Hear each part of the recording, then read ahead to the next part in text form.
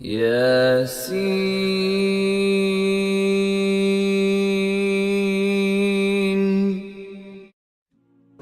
So the Quran has left no loopholes, and the Quran also has not given the chance to someone or for someone to say, continue oppressing him because he will continue forgiving, no problem.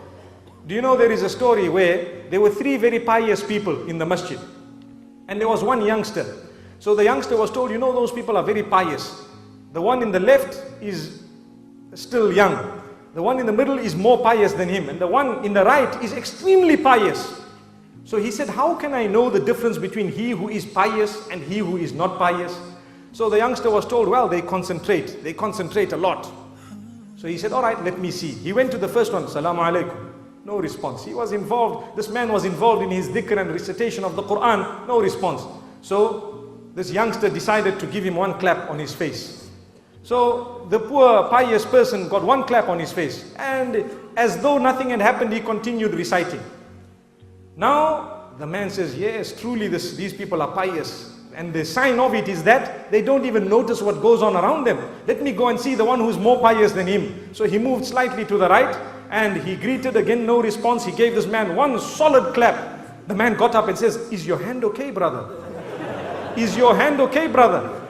So this man was shocked to say, he is not conscious of what happened to him, but he is conscious of the pain that came on my hand. Allahu Akbar. Look at how pious he is. So now this is obviously teaching people how to forgive, isn't it? They didn't even discuss that it was a sin.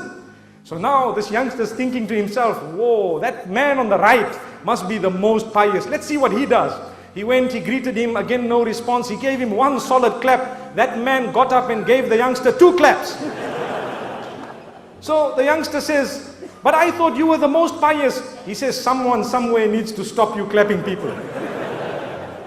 So this is why we need to study in Islam. We need to look at what is the best remedy for that particular situation. Sometimes you can forgive people, but if you continue forgiving them, who's going to stop that oppression?